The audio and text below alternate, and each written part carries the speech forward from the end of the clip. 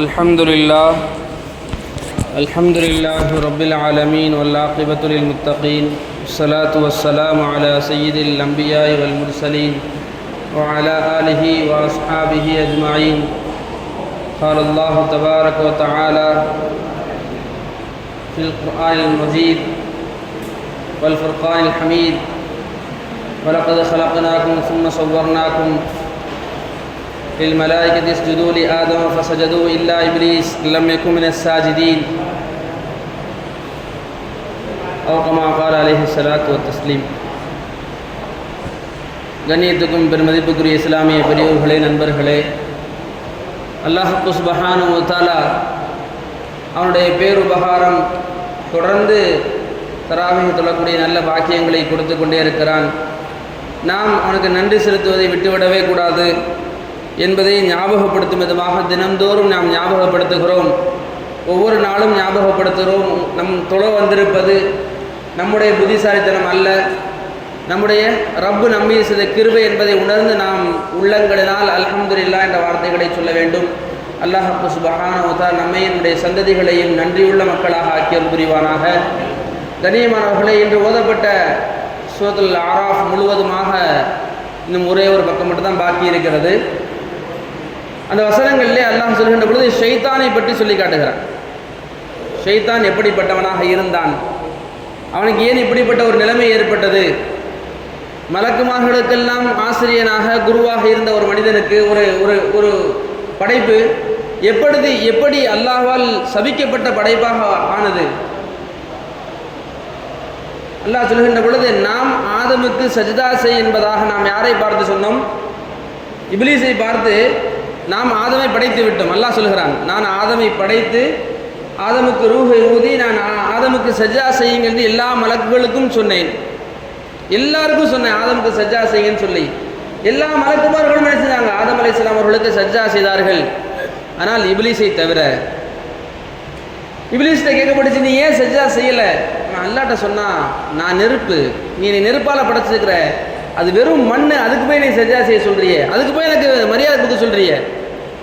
சஜதானா கீழே உளுந்து நம்ம இப்போ சஜ்ஜா செய்கிறோம்னா அந்த மாதிரி இல்லை. ஒரு மரியாதை நிமித்தமாக ஒரு மரியாதை செய்கின்ற வார்த்தைகளை எல்லாம் சொல்லுகின்ற பொழுது அல்லாஹ்ட்ட சொல்கிறான், நான் யார்? உயர்ந்த படைப்பு, நெருப்பு. இது ஒரு மண்ணில் படைக்கப்பட்ட அந்த வஸ்துக்கு போய் நீ என்ன செய்ய சொல்கிறியே?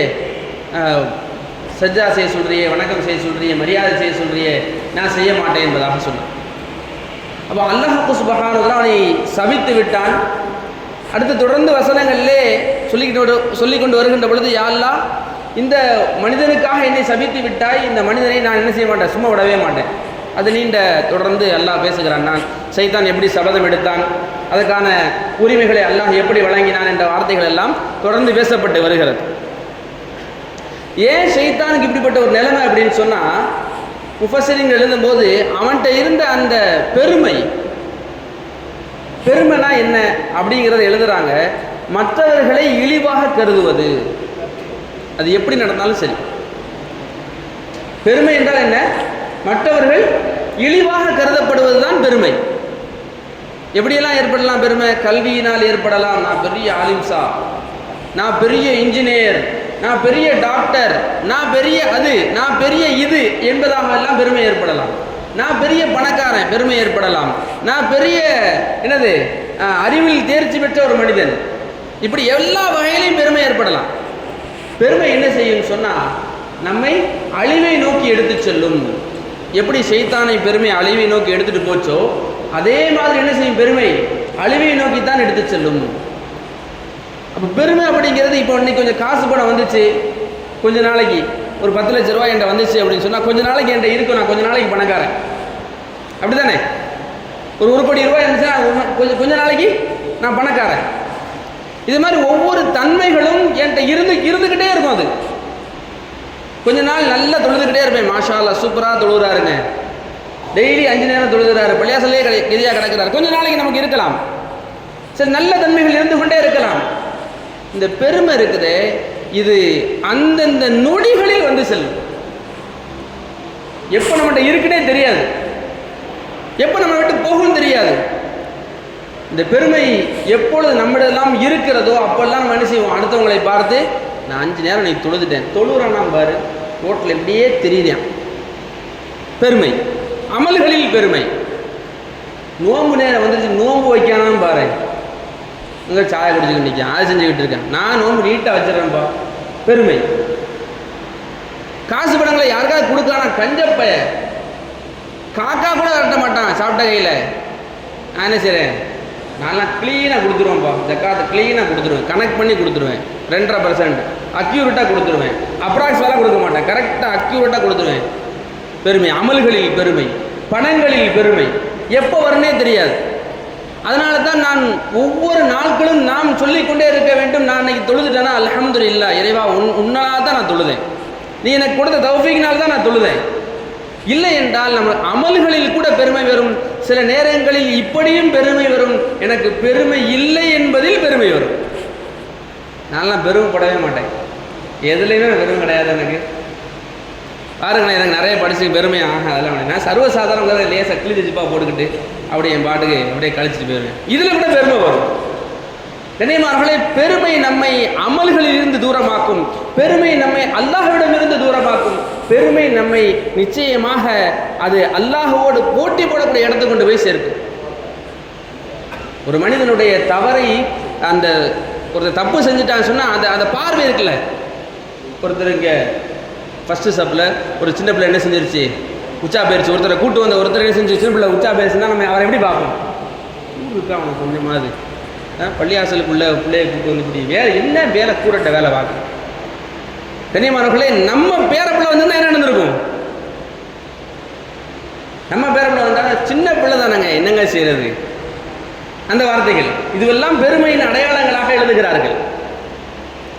பெருமை நம்மிடமிருந்து இல்லாமல் எப்படி பாதுகாப்பது? அதற்கும் பல வழிகளை ரசூலுல்லாஹி ஸல்லல்லாஹு அலைஹி வஸல்லம் சொல்லி காட்டுகிறார்கள். உனக்கு நான் வந்து ஒரு நல்ல நன்மை செஞ்சுட்டேன் அப்படிங்கிற மாதிரி பெருமை வர்ற மாதிரி நிறைச்சதுன்னா முதலாக நினைக்க வேண்டும், அந்த பெருமை அல்லாஹ்வுடைய மேலாடை, அதை நான் பிடித்து இழுக்கிறேன்னு நினைக்கணும். யார் என்னுடைய ஆடைகளை பிடித்து இழுக்க முயற்சி செய்வார், என்னோட போர் பிரகடனம் செய்கிறான்னு சொல்றாங்க. அல்லாஹ் என்னோட அவர் என்ன செய்யாரு, போருக்கு தயாராகிறார். யார் பெருமை அடிக்கிறாரோ அவர் என்னோடு போருக்கு தயாராகிறார். யார் ஜெயிப்பா? இந்த நினைப்புகள் வந்தால் பெருமை நம்மை விட்டு நீங்கிவிடும் என்பதாக சொல்கிறார். இரண்டாவதாக, பெருமை இல்லாமல் நாம் ஆகுவதற்கு என்ன செய்ய வேண்டும்? நம்முடைய அமல்களுக்கு பிறகு அல்ஹம்துலில்லாஹ் என்ற வார்த்தைகளை சொல்லி பழக வேண்டும். நம்முடைய அமல்களுக்கு பிறகு என்ன செய்யறோம்? பிஸ்மில்லாஹ் சொல்லி சாப்பிட்டுருக்கோம். சாப்பிட்டு முடிச்சோன்னே அல்ஹம்துலில்லாஹில்லதி அத்அமனா. சின்ன சின்ன அமல்கள் நம்முடைய உள்ளங்களுடைய பெருமைகளை விட்டு நம்மை பாதுகாக்கும். பெருமை வெளியே தெரியாத மாதிரி ஒரு விஷயம் கிடையாது. உள்ளத்தில் இருக்கிறது யாருக்குமே தெரியாது, ஏத்தாளர்களுக்கு தெரியவே தெரியாது. ஆனால் நபி ஸல்லல்லாஹு அலைஹி வஸல்லம் சொல்லி தந்திருக்கக்கூடிய அந்த அமல்களுக்கு பிறகு இருக்கக்கூடிய அந்த அல்ஹம்துலில்லாஹ், அந்த உணர்வு ரீதியான யா அல்லாஹ் உன்னை கொண்டு தான் நடந்தது என்ற உணர்வுகள் வந்துவிடுமே, ஆனால் அங்கு பெருமை இல்லாமல் ஆகிவிடும். மூணாவதாக, நபி ஸல்லல்லாஹு அலைஹி வஸல்லம் பெருமையை விட்டு நீங்கள் பாதுகாக்கப்பட வேண்டும் என்றால் நீங்கள் அனைவர்களுக்கும் முந்தி கொண்டு சலாம் சொல்லுங்கள். அனைவர்களுக்கும் முந்தி கொண்டு சலாம் சொல்லுங்கள். ஒரு டாக்டர் சாதாரண ஒரு ஆளை பார்க்கும்போது அஸ்ஸலாமு அலைக்கும் அப்படின்னு ஃபஸ்ட்டு சொல்கிறோம், முயற்சி செய்யணும். இவனுக்கு நபி சொல்லவா, சரி இவனுக்கு போய் சலாம் சொல்லவா அப்படிங்கிற எண்ணங்கள் வரக்கூடாது. ஒரு இமாம் நான் நினைக்கணும், நான் யாருக்கு உடனே அஸ்ஸலாமு அலைக்கும் உடனே நான் ஃபஸ்ட்டு சலாம் சொல்லணும். நான் இமாம், எனக்கு தான் அவர் சொல்லணும். சின்ன பிள்ளைக்கு பெரியவங்க போய்கிட்டு இருக்கிறாங்க, சின்ன பிள்ளை நடந்து வராரு, அவன் சொல்லட்டும் சலாம், அவன் சொல்லட்டும் சலாம் அல்ல, நம்ம முந்தி கொண்டு சலாம் சொல்வது. எங்கெல்லாம் சலாம்களில் முந்தப்படுகிறதோ அவருடைய உள்ளங்களிலிருந்து பெருமைகள் இல்லாமல் ஆகிவிடும். சலாம்ல முந்தி முந்தி சொல்றது, அஸ்ஸலாமு அலைக்கும் வரஹ்மத்துல்லாஹி வபரகாத்துஹு, முழுமையா சலாம் சொல்றது. யாரை பார்த்தாலும் சலாம் சொல்றது. முஸ்லீமை பார்த்து, அதாவது தெரிஞ்ச முஸ்லீம் தெரியாத முஸ்லீம், அவர் முஸ்லீம்ங்கிற அடையாளங்கள் இருந்துச்சா உடனே சலாம் சொல்ல முற்படுறது. பழக்கமானவருக்கும் பழக்கம் இல்லாதவருக்கும் சலாம் சொல்றது. இந்த சலாம் சொல்வது சாதாரண அமல் போன்று தெரிந்தாலும் நம்முடைய உள்ளங்களிலிருந்து பெருமைகளை நீக்கி விடுகிறது. அன்பான பெரியோர்களே, நண்பர்களே, நம் பல தடவைகள் சொல்லியிருக்கிறோம், பல சபைகளில் சொல்லியிருக்கிறோம். ஒரு தடவை ஒரு ஜெராக்ஸ் எடுக்கக்கூடிய கடையில் போய் நிற்கும் போது அங்கே இருக்கக்கூடிய ஒரு மாற்று மத சகோதரி கேட்டாங்க, நம்ம சொல்லியிருக்கிறோம் இதை, நீங்கள் முஸ்லீம்களை பார்த்தா எப்போ பார்த்தாலும் ஜாலியாக இருக்காங்க. முஸ்லீம்கள் தான் இந்த உலகத்திலே சந்தோஷமாக இருக்கிறாங்க. முஸ்லீம்கள் கையில் காசு கொளிக்குது, இப்படியே சொல்லிட்டு முஸ்லீம்கள் கையில் காசு கொளிக்குது, அதனால தான் சந்தோஷமாக இருக்கிறாங்க அப்படின்னு சொல்லும்போது இதுக்கு என்ன காரணம்னு சொல்லுங்கள் தம்பி கேட்குறாங்க. முஸ்லீம்கள் கையில் இப்படி காசு பணம் புரள்றதுக்கு காரணம் என்ன, சந்தோஷமாக இருக்கிறதுக்கு காரணம் என்ன அப்படி கேட்டால் நமக்கு சொல்ல தெரியல. இல்லைங்க, எல்லாரும் சந்தோஷமாக இருக்கிறாங்க, அதே மாதிரி இல்லை முஸ்லீம்கள் ஸ்பெஷல் சந்தோஷமாக இருக்கிறாங்க, அதுக்கு காரணம் சொல்லுங்கள். ஒரு 500 பக்கம் ஜெராக்ஸ் எடுக்கணும், எப்படி ஒரு 20-20 நிமிஷம் ஆகும், உட்காந்து யோசிச்சு சொல்லிட்டு போங்க தம்பி அப்படின்னு சொன்னாங்க. அப்போது அல்லாஹ் தஆலா அந்த நேரத்தில் ஒரு சிந்தனையை கொடுத்தா, நம்மளா ஒரு அறிவில் சிறந்த மக்களாக நினைத்து கொண்டு இல்லை, அந்த நேரத்தில் அல்லாஹ் ஒரு சின்ன ஒரு ஸ்பார்க் கொடுத்தா, ஒரு அந்த 20 நிமிஷத்தில் ஒரு 50 பேர் என்னை கடந்து போயிருப்பாங்க முஸ்லீம்கள். போகிறவங்க சலாம் சொல்கிறாங்க, நான் அவங்களுக்கு பதில் சலாம் சொல்கிறேன். அப்போ திடீர்னு யோசனை வச்சு அந்த அம்மாட்ட நான் சொன்னேன், நீங்கள் எப்போவாவது உங்களுடைய வயது முதிர்ந்த மக்கள்கிட்ட போய் நீங்கள் ஆசீர்வாதம் வாங்குவீங்களா? ஆமாம், வருஷத்துக்கு ஒரு தடவை கண்டிப்பாக செய்வோம் நாங்கள் அதை. அப்போது உங்களுடைய மனசு எப்படி இருக்கும்? நீங்கள் ரொம்ப சந்தோஷமாக இருக்கும். ஏன் சந்தோஷமாக இருக்குது? நீ நல்லா வாழணும் அப்படின்னு சொல்லி எனக்கு 2 தலைமுறைக்கு மேலே உள்ளவங்க என்ன செய்கிறாங்க, வாழ்த்துறாங்க. நீ நல்லா இருக்கணும், உலகத்தில் எல்லா வகையான கயிறு பறக்கத்தும் உனக்கு கிடைக்கணும் அந்த அம்மா சொல்லுது. அதனால அன்னைக்கு ரொம்ப சந்தோஷமாக இருப்பேன் நான் அப்படின்னு சொன்னேன்.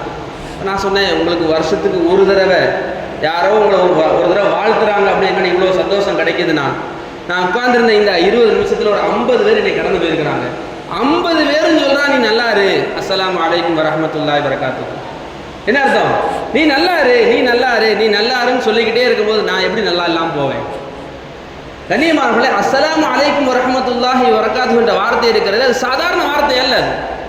இன்னைக்கு சமீப காலங்களாக ஒரு பழக்கம் வந்துக்கிட்டே இருக்குது, ஈத் முபாரக், ஜும்மா முபாரக். அதாவது ஒரு மனிதன்கிட்ட நீங்கள் பேசும்போது ஈத் முபாரக்னு பேசாதீங்க, ஜும்மா முபாரக்னு பேசாதீங்க, அஸ்ஸலாமு அலைக்கும் வரஹ்மத்துல்லாஹி வபரகாத்துஹு அதுக்கடுத்து முபாரக்கை போடுங்க. அப்போ சலாம்களில் முந்திக் கொள்வது உங்களுடைய உள்ளங்களிலிருந்து பெருமைகளை இல்லாமல் ஆக்கிவிடும். அதே போன்று நபி சொன்னார்கள், யாரின் மீது உங்களுக்கு பெருமைகள் வருகிறதோ பொறாமைகள் வருகிறதோ அவன்கிட்ட அப்படி கெத்தா நான் காமிக்கணும் அப்படின்னு சொல்லி நீங்கள் நினைக்கிறீங்களோ அவங்களுக்கு நீங்கள் அன்பளிப்பு கொடுங்க. பெருமையும் இல்லாமல் போய்விடும் உங்களிடமிருந்து. யாருக்கு? அவன் முன்னால் நான் கெத்தா இருக்கும்னு நீங்கள் நினைக்கிறீங்கள, அவனுக்கு அன்பளிப்பு கொடுங்க. உங்களுடைய உள்ளங்களிலிருந்து பெருமை இல்லாமல் ஆகிவிடும். கண்ணியமானவர்களுடைய பெருமை நம்முடைய எல்லா அமல்களையும் அழித்து இல்லாமல் ஆக்கி அல்லாஹ்விடத்திலே போகின்ற பொழுது கை சேதமான ஒரு சூழ்நிலைக்கு நம்மை ஆளாக்கிவிடும். அதனால உள்ளத்தில் ஏற்படக்கூடிய அந்த தன்மைகள் விஷயமாக நாம் கவனத்தில் எடுத்துக்கொள்ள வேண்டும். நாம் அல்லாஹுக்கு பிடித்தமான ஆகுவதற்கான அமல்களை செய்து கொண்டே இருக்கிறோம், அதோடு சேர்ந்து சைத்தானுக்கு பிடித்தமான காரியங்களையும் செய்துவிடக்கூடாது. ஓட்டப்பானையில் தண்ணி பிடிச்ச மாதிரி ஆயிரும். அதனால இந்த காலங்களிலே நம்முடைய உள்ளங்களின் மீது பாடுபட வேண்டும். சமீபமாக உம்ராக்கு செல்லக்கூடிய வாய்ப்புகள் கிடைத்தது. அப்போ ஒருத்தட்ட ஒரு பெரிய ஹஜ்ரத்திட்ட நான் சொல்கிறேன், நான் இப்படி உம்ராக்கு போகிறேன், துவா செய்யுங்க அப்படின்னு சொல்லி. இப்போ ஹஜ்ரத் ஒரே ஒரு வார்த்தை சொன்னாங்க, உங்களுடைய உள்ளங்களுடைய பரிசுத்தங்களுக்காக துவா செய்யுங்கள், உங்களுடைய உள்ள பரிசுத்தங்களுக்காக ரப்பிடத்திலே முறையிடுங்கள். இங்கே சாதாரணமாக நீங்கள் அமல் செய்து விடலாம், அங்கேயும் போய் அமல் செஞ்சிடலாம். ஆனால் உள்ளத்துடைய பரிசுத்த தன்மை இல்லை என்றால் அங்கு அல்லாஹ் இருக்க மாட்டான். எங்கு அல்லாஹ் இல்லையோ அதற்காக செய்யப்பட்ட அமல்கள் அல்லாஹ்வுக்காக ஆகாது. ஆகவே உளப்பரிசுத்தங்களுக்காக நாம் கவனம் செலுத்த வேண்டும். அதிலும் குறிப்பாக ஷைத்தானுடைய இந்த முக்கிய குறிப்பான இந்த பெருமையை விட்டு பாதுகாக்கப்படக்கூடிய அந்த வழிமுறைகளை நாம் பின்பற்ற வேண்டும். அல்லாஹ் சுப்ஹானஹு வ தஆலா பெருமை இல்லாத சமூகத்தை வளர்த்தெடுக்கக்கூடிய நல்ல பாக்கியம் பெற்ற தேசியர்களாக நம்மையும் நம்முடைய சந்ததிகளையும் நம்மை ஈண்டெடுத்த பெற்றோர்களையும் ஆக்கியல் புரிவானாக. வாஹிரு தஅவானா அல்ஹம்துலில்லாஹி ரப்பில் ஆலமீன். அஸ்ஸலாமு அலைக்கும் வரஹ்மத்துல்லாஹி வபரகாத்துஹு. சுப்ஹானல்லாஹி வபிஹம்திஹி.